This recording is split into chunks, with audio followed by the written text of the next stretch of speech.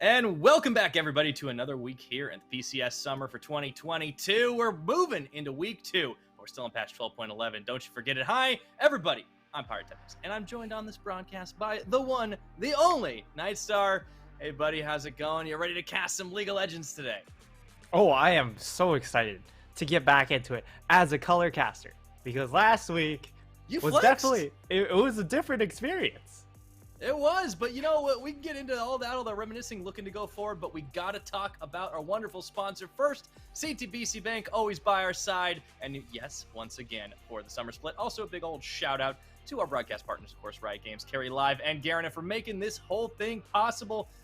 And Nightstar, we did see you on the play-by-play. Now we'll see you back at the color angle, and I am very, very excited to get back with you today because we had a week of some interesting action. A lot of teams really showing where they are to kick things off. Any big surprises stand out in your mind? Big surprises. Definitely how PSG came out of the gates, right? Because we expected, hey, Gory, this is going to give a lot more upside to the squad, but we didn't expect them to show that upside until maybe week number 2 or 3, where they would have another week of practice and get things rolling with their synergy.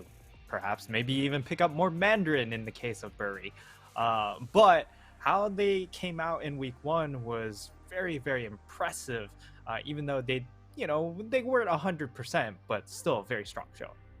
Yeah, and I almost feel like it's better for them to having taken a loss earlier, right? So, as you alluded to it, not a perfect record. We'll take a look at our standings. Because at the top of the roost right now, it's actually Megabank Beyond Gaming and Taipei J-Team completely undefeated with a couple of games all together. CTBC Flying Oyster, Frank Esports, and PSG Talent are going to go right up after that. Then, of course, Deep Cross. Big surprise to see them at 1 and 2, considering what they did last split, joining Impunity Esports and Meta Falcon Team. And then, of course, winless still, Jewish Team and Sem9, who continue that loss streak oh so painful from spring. But there have been some things we've liked about this squad. So with all this, you talked about PSG being a big surprise. I feel like on the flip side, Deep Cross at 1 and 2, that seems like a shocker to me. Yeah, I have to agree with you on that one. Because Deep Cross, they were definitely one of our strong starters in the previous split. But it's been a completely different story here this time around, where they went 1 and 2 week number 1.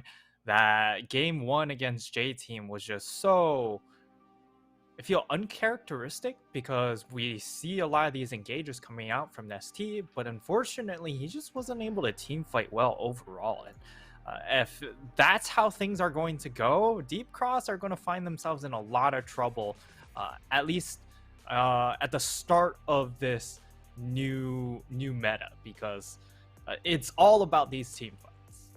Oh yeah, especially the big impactful ones that turn the games completely in their favor. The best teams have already found a lot of success through that angle, and I think you talked about PSG as a positive impact, and especially their mid laner Gory has been stepping up in the team fights as well, and it kind of goes to show why this team has decided to move on from Bei and Juhan. They've already had instantaneous results, and Gory is our player of the week with a very impressive scoreline, and clearly this man has not had any trouble with some of the new meta champions. Yeah, the Corki, was a little bit of growing pains during right outside of the lane phase, ended up dying a couple of times, but once it got into the team fight portion, had some fantastic packages, fantastic rocket hits. So Gory, I think, really overperforming our expectations, at least coming into week number 1, as we can see here, coming in with the package. And I mean, this is just quirky things, which I'm so glad we got to see PCS finally picking it up. Maybe 2 or maybe 3 or 4 patches a little bit too late. A whole split late, in my opinion. But yeah, that was nuts. But this Azir play was also completely popping off. I think we start to see in these team fights why Hysterics has been so excited to see the man come from LPL and join our league. He's really been standing out. It's another play against Deep Cross Gaming. Nestie's already dead, and oh boy, I think you might have to start considering banning Azir. Yeah, the Azir was absolutely terrifying in that DCG game, and Yes, DCG has had, a rough start to their schedule, but yet another big play coming in from Gory in this particular game. Even though they did lose, you just see Gory time and time again would hit multi-man Gnar ults with this Silas pickup. And it was just so impactful, and it felt like the impact should have carried them over the line, but unfortunately the last fight doesn't go well and they ended up falling short. Yeah, I think unlike their previous mid laner, Bay, there's very clearly like a huge team fight upside to Gory, and this meta certainly has been enabling him. No knock against Banju, and I think they did quite well, and for a mid jungle duo to make it in MSI as well feels good for them. But clearly, they've decided to go this direction. Gory, already having some experience on Mandarin-speaking rosters, has shown up pretty impressively to kick things off and wins our Player of the Week award. Honestly, what a great start for them. And even when they are sitting at 2-1, I think there's a lot to like in the PSG camp after the first week of play. Yeah, absolutely. And now we're going to see today's set of games. There are a couple that we might dismiss, but also a lot of litmus tests we when said we that go last week. down this list. Yeah.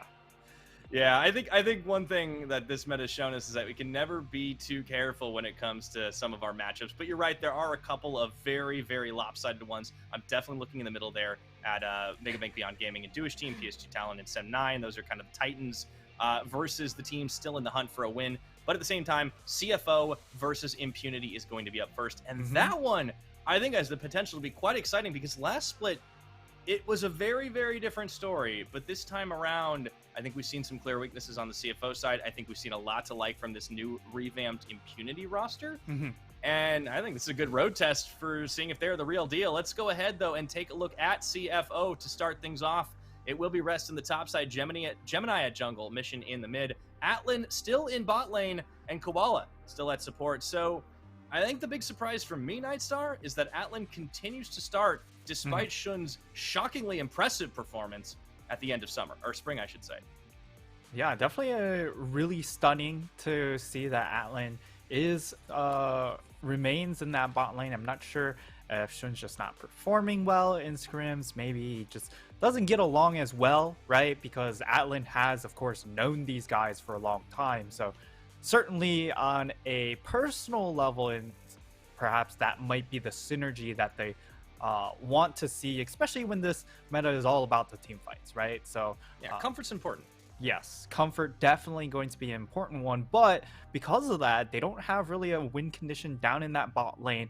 Rest, I feel like, needs to step up with his champion pools because right now, a lot of the draft capital is being put into solo lanes, right? You'll pick your dual lane and then you'll pick your jungler, making sure that you don't lose your jungler in the phase 2 bans, and then it's just all about these solo lane flex and being able to maximize what you can milk out of these solo lanes. And Rest just, it feels like he hasn't gotten enough out of it. You're right. We'll have to see if they mix things up today. But for Impunity, speaking of mixing things up, they've made count them, three substitutions. ICU still at top lane. Alex is still in the jungle, but Husky will get his chance to start here, as will Onyx. And yes, that is On. You might remember that player quite far back in the day if you look in the annals of the PCS. We don't need to talk about the Alpha Esports days. And of course, Winnie is going to be starting once again as they've been swapping around with Nature. So yeah, I mean, this is exciting to see. It was kind of a question I wanted to see if On was going to get much of a start over LZ, but he clearly is, and Husky's jumping in as well. So Impunity tooling around with the roster.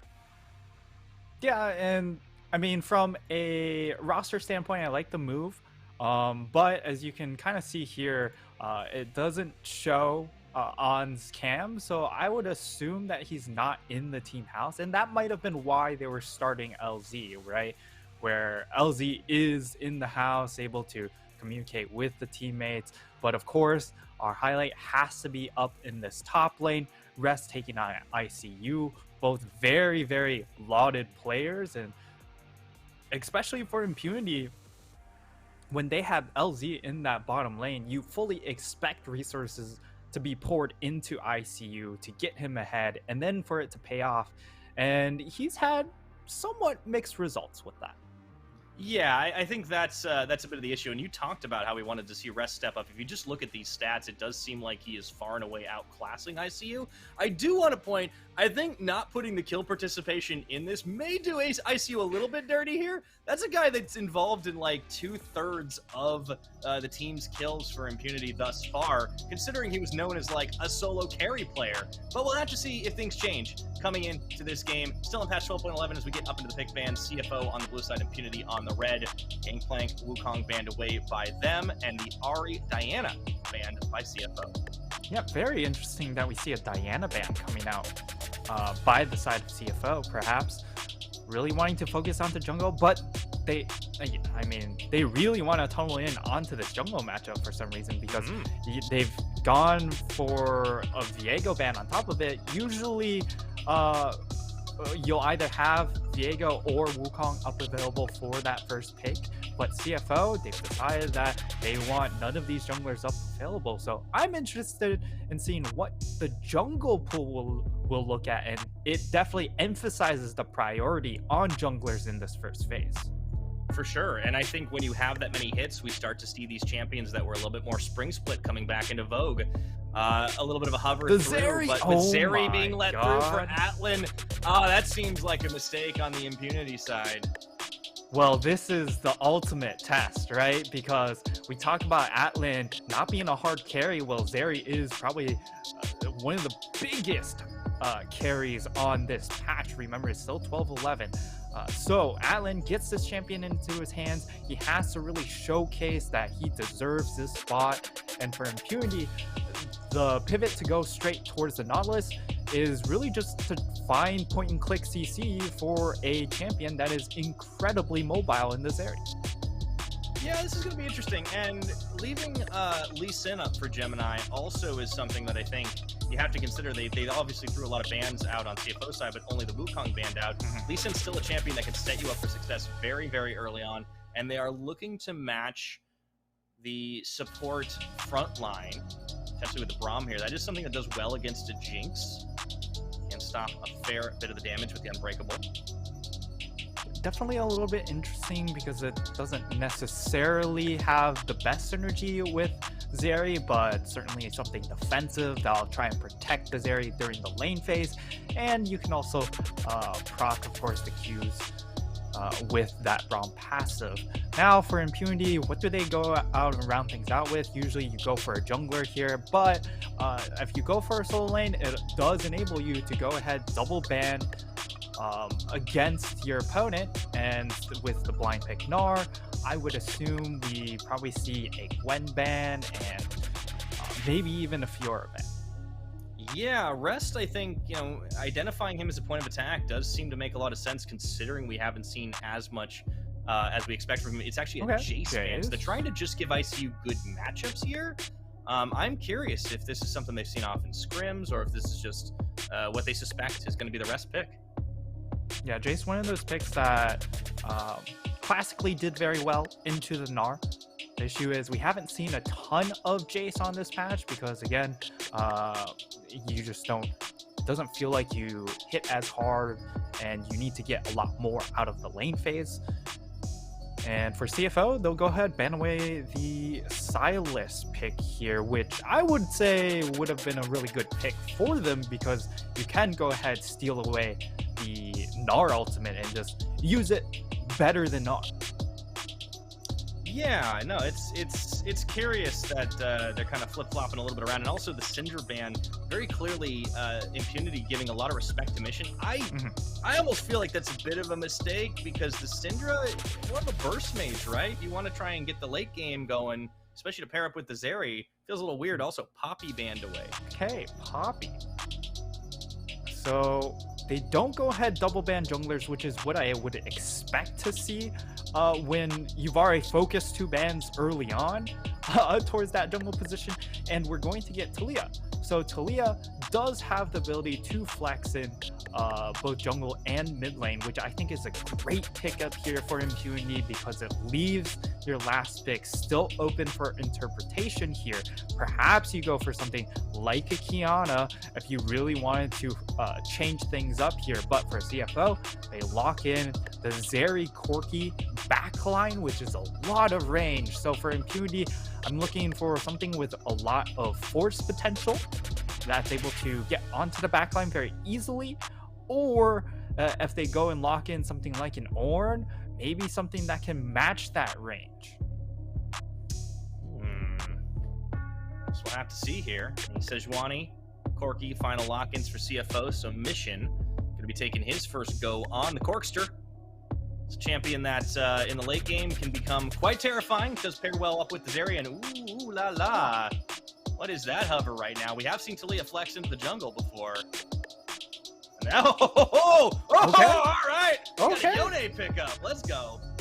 All right, we get a Yone into the mid lane again. Like, I love the Talia pick on 4 because it left things open-ended for you on this last pick. You can move the Talia into the mid lane, or you can move it into the jungle, and they opted to move it into the jungle. Has a solid matchup into the Lee Sin, of course, because Lee Sin can struggle to get onto the Talia due to the Unraveled Earth.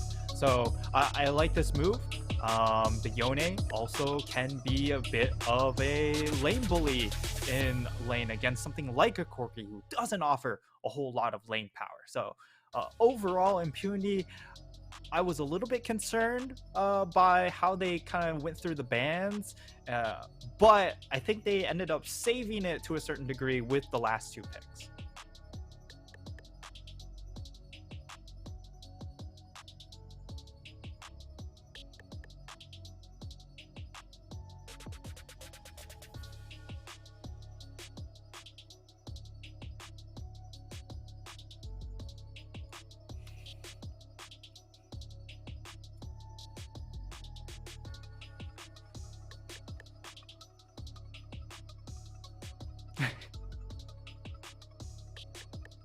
Oh, excuse me. I was quiet for a second. My bad. Apologies on that for everybody. But yeah, what I was saying, I'm excited to see the Yone coming back into the pool.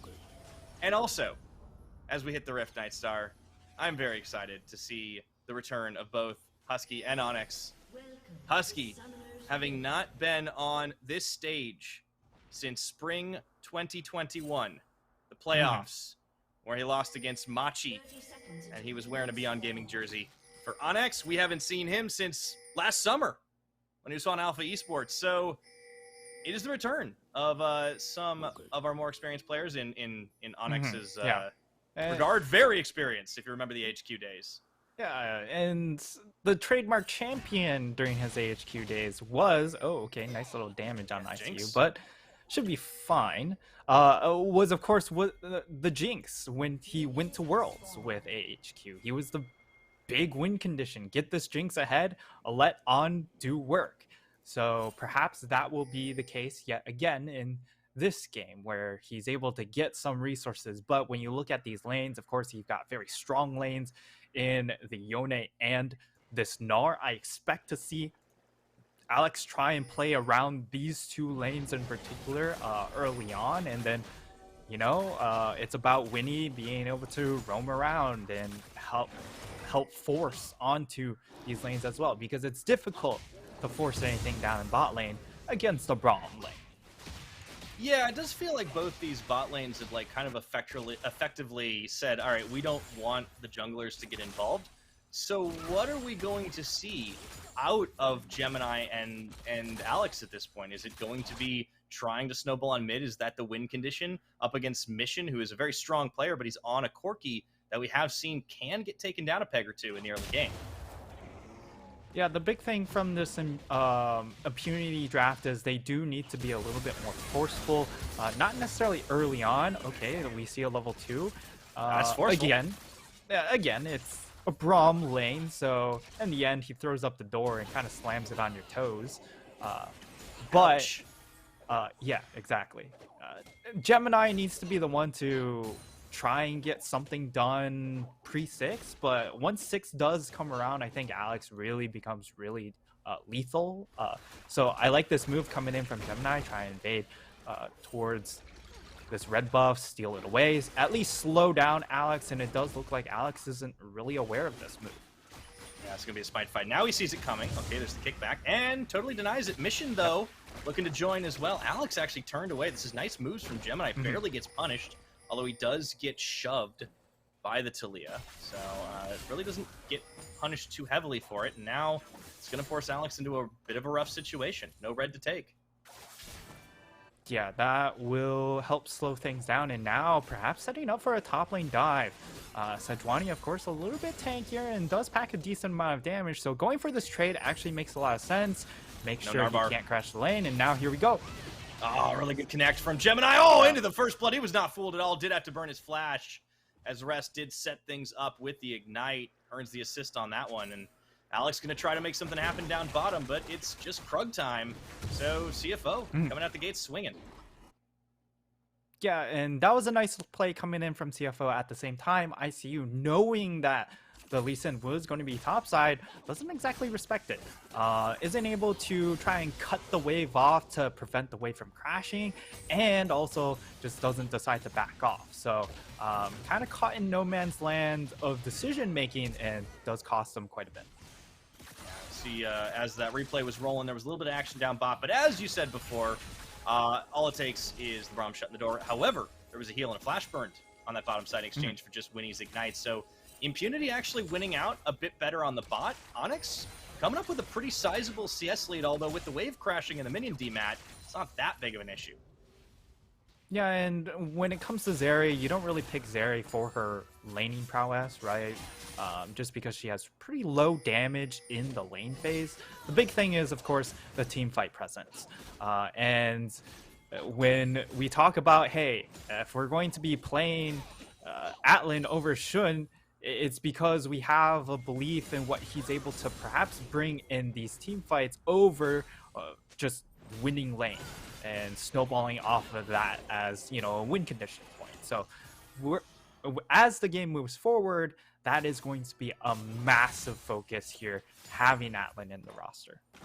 Yeah, it does change quite a bit of calculus for the Flying Oyster side, right? Because Shun, I think, really wowed everybody with just the pop-off potential. And this was the meta when it was, you know, it was Jinx Aphelios. Occasionally, if you could get your hands on a Zeri, great. And yes, I realize there's a Jinx in this game. It's still around. But there's a lot more options at the AD carry role. And the team fighting was Atlan's specialty. It definitely was a point of reliability. And he talked about how this is a team that they understand each other well. They played together for a while. Atlan was a part of the inbuilt team synergy. So it doesn't entirely surprise me that that level of trust is there. Oh, great game as Gemini returns to the scene of the crime. ICU's pushed up without vision. I think they're looking for 6. Yep. Yeah, he doesn't have mana. Okay, trying to stop him. Waiting for it. There goes the Ice Bola, but it's a flash burn by ICU. Still, though, very, very good without having to burn any of their own summoner spells. Yeah, but I like this cross map move coming in from Impunity, though, right? Because of the fact that you know that jungler's up top side, and you have bot lane wave priority. They're just going to be able to capture this first dragon. So nice little start here for Impunity as far as objective goes, even if the laning hasn't been great when it comes to top half of the map. Yeah, I mean, ICU may have been shut down a little bit here, and that may be a rough go for him for a while now. But right now, Dragon, solid start with that first Ocean that they've been able to pick up. Alex has been power farming, actually hit level 5 before Gemini off the back of it, even though he got set behind early. And now Winnie going through the darkness here to try and just get back to bottom lane, but nobody was really around to try and punish that rotation. I was wondering where he was going after that Dragon take. Yeah, definitely threw a look towards that mid lane, but of course with the position, it's a little bit hard to gank for the Yone. But on the return end, we actually see Rest making his way over into the mid lane because he's on a bit of a roam timer. So now Husky is kind of in the upcoming couple of minutes is perhaps going to struggle a bit because the Sejuani is able to get shove against a Gnar, which usually you wouldn't say, but because of how set behind ICU has been, he's going to be struggling in that department. Yeah, it will be. And Mission's been able to build a decent lead over his opposite number as well. Very quiet mid lane. I did think that there was a possibility that Impunity were going to try to snowball on that, but identifying Gemini stopping Alex from getting a red focus hasn't really been able to do much as they go again into the red pit. Alex, if he sniffs this out, it's a 1v2. Even if he could do something about it, would have to try for the smite takeaway as ICU already in Mega Gnar form, but he's running out of time.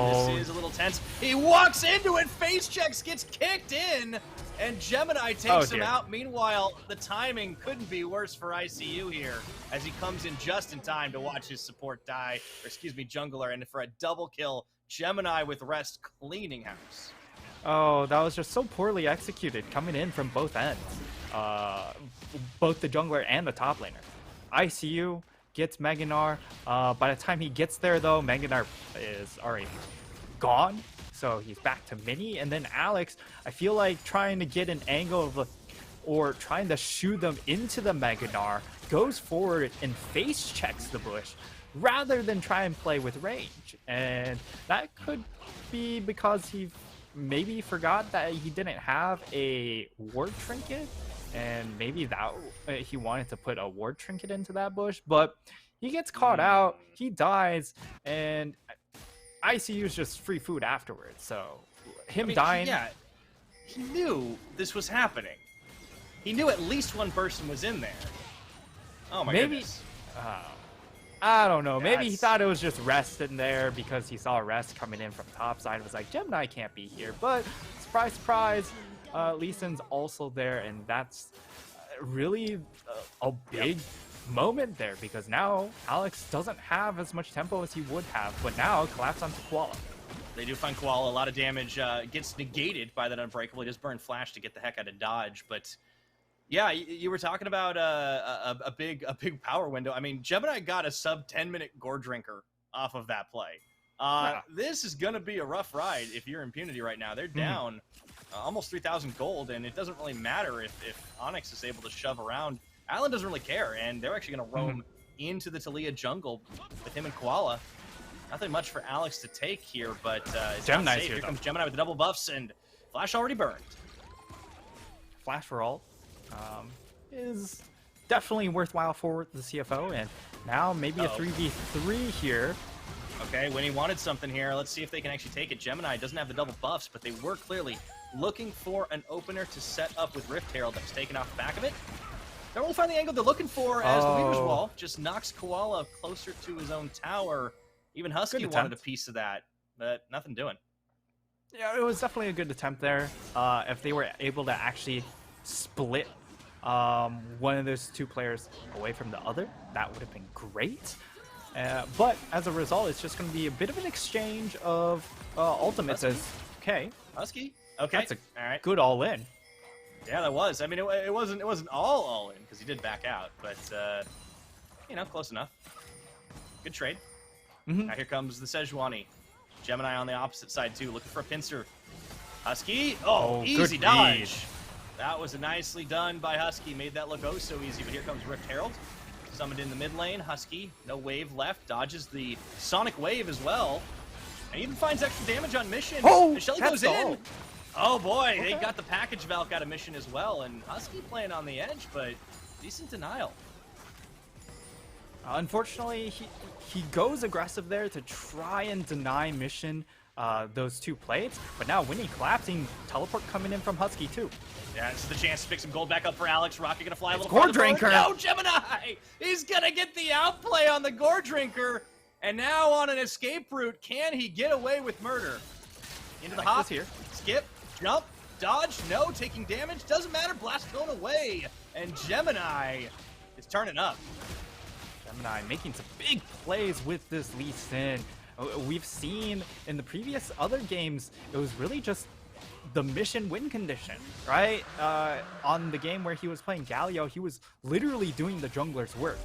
Gemini did literally nothing besides farming camps until he hit level 6 on Viego. But this time around, it's a completely different story. Misses the Q, but he just has so many battle stats because he already has the completed Gore Drinker. Goes in, plenty of damage as well with the Gore Drinker, and Talia just doesn't necessarily have as good of a 1v1 potential, especially when behind on items. God, look at that juke. Gemini, yeah, he takes a lot of damage here, but by this point, he's full on out. And Atlan Koala cover him. They managed to get the Dragon off that, so it cuts Impunity's Drake stack. And the gold lead just keeps on swelling, Nightstar. It's 4,000 at 13 minutes now. And yeah, Gemini's had the lion's share of that, but he has made it count. Absolutely. CFO, very, very powerful position. Rest continuing to make these roams, and it all stems from the fact that ICU, that lane just kind of snowballed out of control after that first death. And these are the consequences. Now, Alex has pretty much only been stuck on half of the map. He hasn't been able to go back up top lane because every time he does, he just loses another red buff. Yeah, Gemini has not allowed him, I think, hardly. I haven't kept track perfectly. I feel like he's denied him every red buff this game. And now they're going to get a dive onto Husky, flash into kick. He does burn his own. Okay. All right, Husky does stay alive for now. Nicely done. I mean, that's what you got to do at this point. As the Jinx gets knocked up, Onyx exhausted, flashed cleanse to get out of danger after he tanked everything, and the lightning crash from the Zeri really zones him out of this fight a bit. Now, Mission, speaking of zoning, Husky already gone. Gemini going to join him, and this should be first brick in mid. And the dive down bot is being sniffed at, even in a 2v2, but they're not going to take it. Here comes the Weaver's Wall. That's the chance to get some gold back, but they hop it. And Koala taxi cabs his way over to freedom. Impunity are denied yet again. It does burn both flashes, so that's at least a small consolation for the side of Impunity. But they just haven't been able to find plays. They've been looking and fishing for them, but the timing windows just aren't fast enough. They haven't been rapid enough, I should say, where you're burning a flash and you're immediately coming back to punish it. By the time they come back, the flash is already backed up. In ICU, this is... that is a terrible situation. Yeah, I think CFO they've not only read the map, they've read the timers on everything from dragons and heralds and red buffs to Narbars. ICU going to get his back, but it's a little too little, little too late. And man, what a difference this game has been. CFO, I think we were worried coming into today because it seemed like this squad didn't quite have the read on the meta that we would have thought with so much time on 12.11, but clearly, when given the right tools to succeed, they're doing exactly what they need to. Mission, he's just been farming up. He's got a 30 CS lead over Husky at this point, and everybody else is just killing it. Yeah, and again, that comes indirectly because of the top lane pressure, right? Because now you're having to deal with Rest roaming down into the mid lane. You also know where Alex is at all times, pretty much, because whenever he goes top lane, well, you know he's not top lane because Gemini's taking his red buff, so he can't be top side. So all you have to do is hug top half of your lane, and you should be safe and pretty much impervious from all gank angles. So things really snowballing, careening out of control, you could say. And ironically, it's coming in from this top side, which usually we would say, hey, top lane's an island. Doesn't matter what happens top lane because only the rest of the map matters. But here it has been the impact from top side. Oh yeah, Rest has been able to do quite a lot with what ICU and Gemini has given them. As there is a good dodge out, and the Rest is like, all right, you know, never gonna shy away from a chance to meme anyone, even yourself. As Husky down bottom looking for the play. Winnie's here, and so is Alex. Can they close the gap? They do manage to grab Koala into Glacial Fissure. He goes, taking a lot of damage. But it's Atlan to turn it. This is a 2v3 Nightstar. Look at the zooms coming in. The package. Mission in the package. Got a special delivery to make right here, courtesy of on the way. Flying Oyster, but big old shutdown as not only Husky picking up the kill, but through the back, everybody's coming in the party. Where did he come from? And the back is Rest, but the team's gone. What's going on here? Onyx trying to stay alive, limping away, but he goes oh my god! On the Ignite He's Rest tower the 1v2 diving. to finish the job, but wait, when he baits him out and Gemini will finish the Oh. job free as you like. What just happened? Oh my lord. That was a play and a half. Impunity finally find somewhat of a good fight, and even that isn't enough to actually get a winning edge. Yes, it's still worthwhile for them because they're able to trade evenly and they're able to get gold onto the carry members. We get to see the replay as it starts out. Winnie lands the hook, but again, all their cooldowns being invested onto this Braum. Said before, you try and engage on a Braum, he kind of slams the door shut and you stub your toe. That's exactly what happens there. They just don't do enough. And that gives them enough time for Mission to make his way down. However, unfortunately for them, Annex is able to come in and sweep up some of these kills, and then Rest TPs in onto that Raptor Ward, makes his long way around, and he's able to mop up some way, somehow. Yeah, leaves the kill. I think at this point he realizes, okay, I could chase for it, I'll probably die. Whatever, Gemini's got this, and he just finishes the job. That was a turn of events. I mean, the moment Rest comes in, it's like, oh, wow, where did you even come from? The Raptor Ward. And now we're right back into it here. 18 and a half minutes. Meganar. That Impunity realize they have a timing window to work with. Meganar still on up. Koala. It's a one-man knock, though. It only hits Koala. They can't quite trade through the health bar, but maybe they can shut down Gemini. He hops away from danger. And finally, someone on Impunity gets a red buff, but it's Husky Gemini going in. Oh, finally will this, die. okay? That's the shutdown for Husky. That's the they have turn. the opportunity here. Atlan gonna get kicked into oblivion. And Mission was not with the team. Impunity getting 2, but they do lose Alex, so it's not the cleanest trade. Still, you'll take this at a deficit. Yeah, at long last, they're able to get a positive trade. Even that last one was a one-man trade down. But here, they're able to trade up on one member. And more importantly, they're able to get the shutdown on the Lee Sin. So that's a heck of a lot more gold into their pockets. Alex hasn't had a great game, but again, a lot of the tunneling, he's been denied a lot of his red buffs, just this top half of the map in general. So at long last, we're going to be able to see them get the red buff, but once more, it just seems it's an overforce, right? We've dumped all of our CC, all of our ultimates into a Braum, and he just stuffs it by throwing up the door. But Gemini, he overextends himself just a little bit. Of course, he was strong, but he is a level down, so he doesn't have the rank 2 ultimate, which would have contributed a lot more damage. And Impunity, long last, make a stand, but isn't enough. They're still just losing so much. Yeah, they've still got a significant amount of gold. You got another Shelly charging through right now. They want to try to cut it down before that charge does happen again, and they do.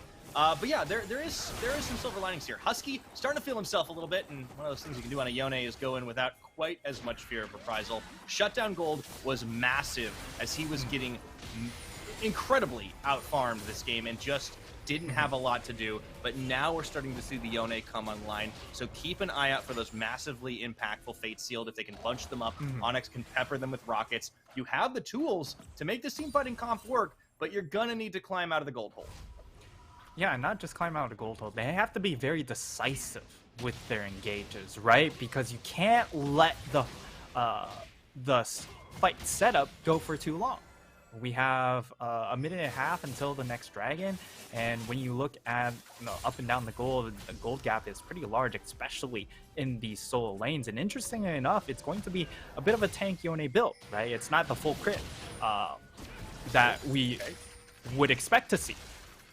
As the kick gets used onto a Nautilus, I'm not sure if that was very useful. It seems to be very similar to how they've burned a lot on the Impunity end on trying to get the Koala kill. And it's about the same way. Ult's on cooldown. Exactly.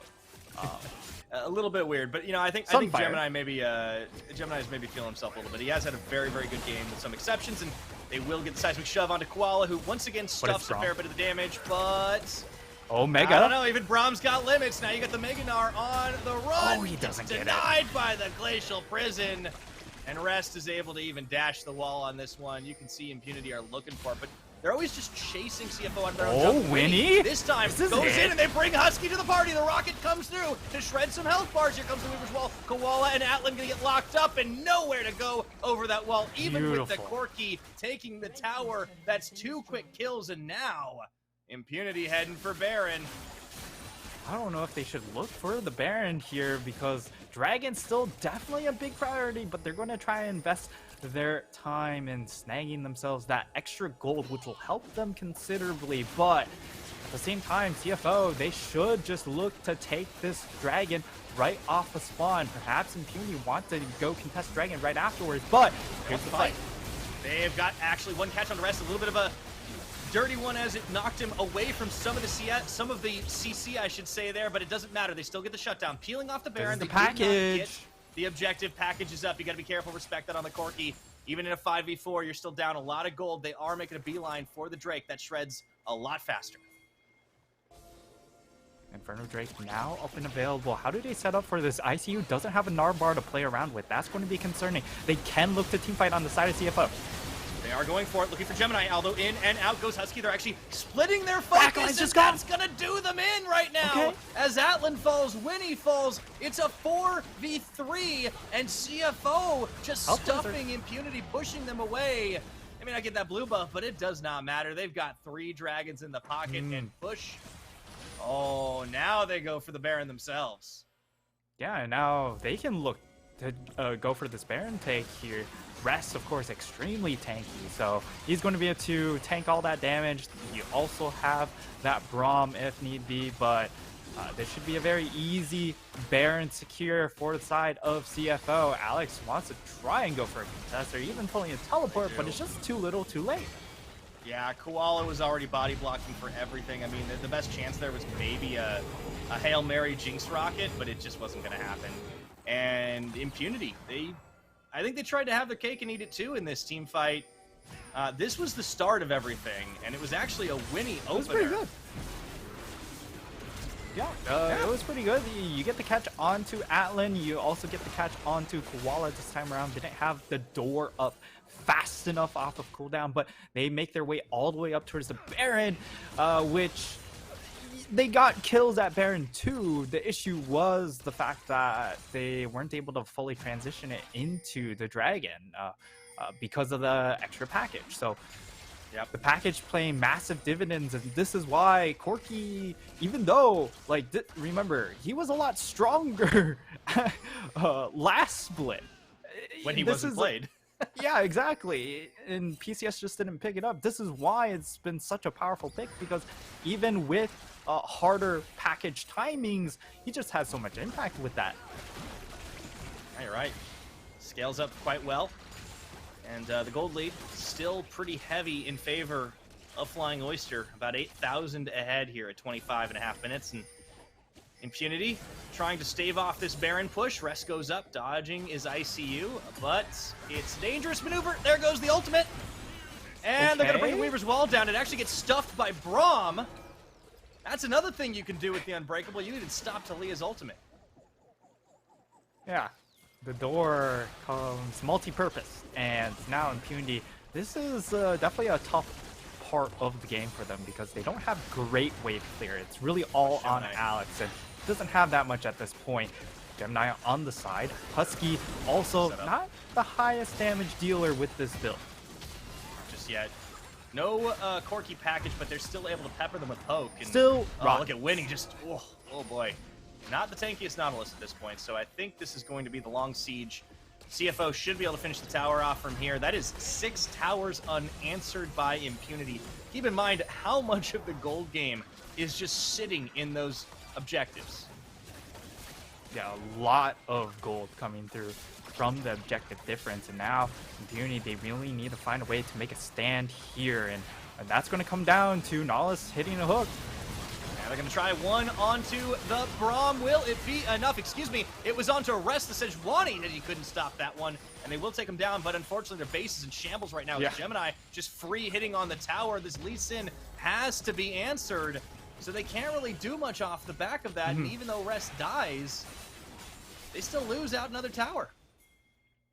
Yeah, it's still overall a win for the side of CFO, but at the very least, Impunity find some way to get gold out of that poor situation.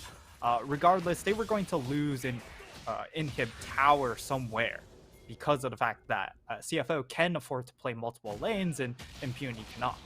They just don't have the wave clear to do so. So they just go ahead, pull the trigger onto someone and anyone, and it ends up paying off. So it's not the worst of trades, but now you're seeing uh, why Impunity's composition, while really strong in the mid game, does really slow down towards the later portions of the game, especially with this more bruiser build coming in from the Yone rather than the full crit where you have high pop-up potential, but if you ever get picked off, you pop like a balloon too. Yeah, that's a little bit rough, right? And I feel like at this point you're kind of putting all your cards into Onyx and just waiting for that 3-item Jinx to become a thing. The issue is, Atlan is on Zeri, and a 3-item Zeri also pretty terrifying. Mission's going to scale into Oblivion, so as you said, this comp, certainly felt better in the mid game, especially by comparison. If they get a few picks, Gemini, I realized there were a lot of Impunity members setting up a death brush. Not going to make the same mistake he's done before. But this dragon fight, very important. Teleport being expended by the Corki to come into the picture, as this is soul point for Flying Oyster. If they secure it, it feels like it's lights out. This is going to be started. Objective bounty could be claimed here, but here comes CFO down the line. It's going to get taken away. Gemini with the wraparound, and they get the flank, and they move in on the Corki rocket as they pincer the rest of Impunity everywhere. Husky and Onyx make their escape, but it just doesn't matter as everyone else falls, and Atlan is on the hunt. Husky tried to save the life of his bot laner, but it's not going to matter. There's the wipe. There's the game. Into the base they go. Lights out for CFO. And easy does it for the Flying Oysters. They mop up that team fight, and it's just an easy game from there. Yes, Impunity were able to snag up the dragon, which they needed to do. But unfortunately, they just didn't have the positioning. And CFO just took the big old wallet and slapped it right across their face. Yeah, they didn't need to contest on the dragon because they were able to just take the fight. 16 kills to 9 is the final count. A big old gold differential, and CFO had Impunity's number from the get-go. That man in the jungle, Gemini, certainly showed up huge today, and the rest of the team were able to follow suit. Gemini, definitely a clear winner for MVP on this game.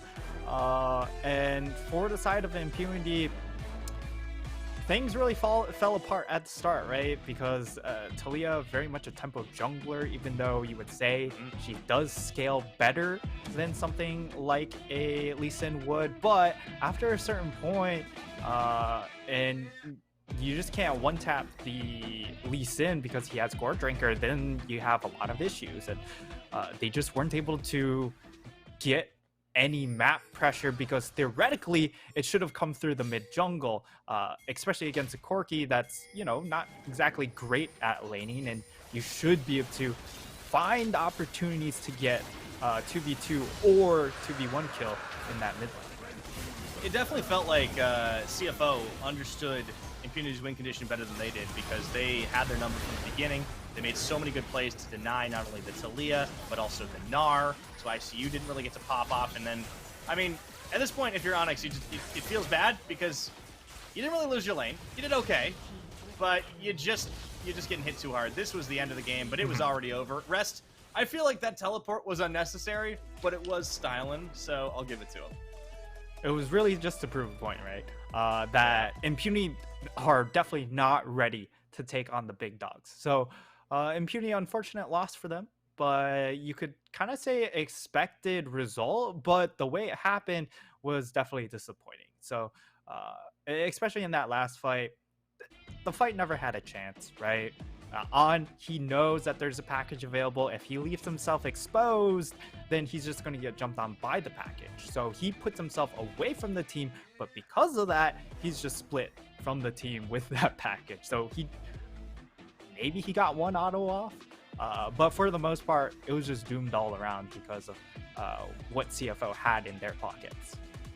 Flying Oyster built themselves a really good comp, and I think this is where we're starting to see them understanding not only the meta we have here on 12.11 in the PCS, but also just how important it is to build for a solid team fight, to set yourself up for success early on, because it is those 20 to 30 minutes that matter so much more when you're getting into the 5v5s.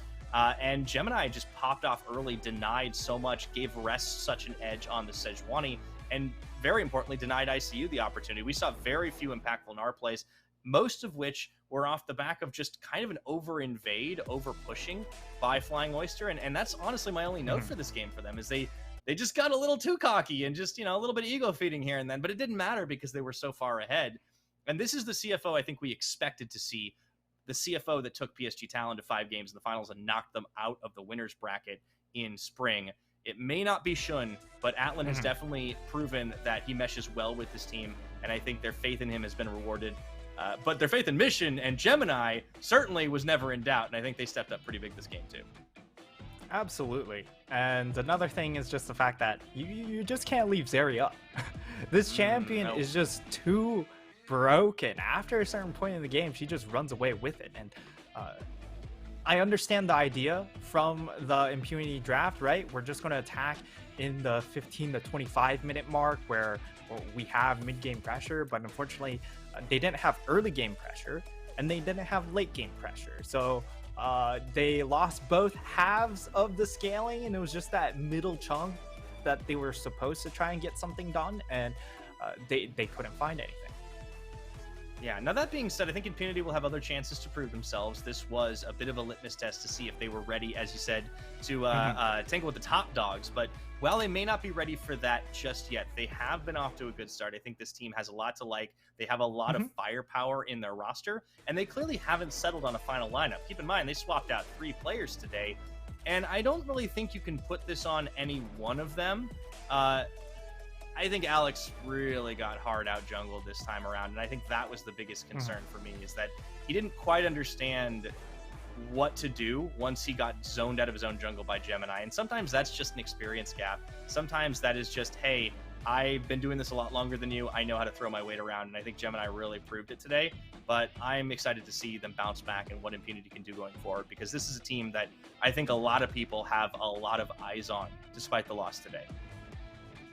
Yeah, this roster definitely still has a lot of promise, but clearly experiencing some growing pains, especially when it comes to syncing up the solo laners with the jungler, because I don't necessarily fault Alex on it, because he just lost too much from that top side. ICU falling apart up there just snowballs into his top side of the jungle, which is where all those deaths happen, right? So you can kind of see the correlation there, and when he dies, that makes ICU's lane even worse, because then your jungler can't help you out. So it was definitely a very large cascading effect top side. That's true. And I think another thing that's worth pointing out is the fact that, like, overall, we did get to see a fair bit of like promise from, I think, maybe like the mid, like holding the lane. I think Apex did, Husky did a pretty decent job overall. Just like, not getting shoved in. It wasn't Corky. You're not worried about that as much, but we just didn't see the impact outside of that. And I think that was the issue, is that we were kind of hoping to see a little bit more going forward from the swaps. I think Onyx did okay, but didn't really get that much of a chance to shine. A couple of dives, wasn't quite with the team. But Gemini, was there any doubt in anyone's mind that he'd be the MVP? Because I think maybe he gets an S instead of an S+ for a couple of deep dives. But when you start 5-1 on a Lee Sin, you get a 9-minute core drink, you got to be feeling pretty good about yourself. Yeah, absolutely. Gemini, he just dominated this game from start to finish, and the side of Impunity just never had any room to breathe because of that, right? So yeah. Very well done from Gemini, getting them to a pretty smooth game. It was definitely never in doubt.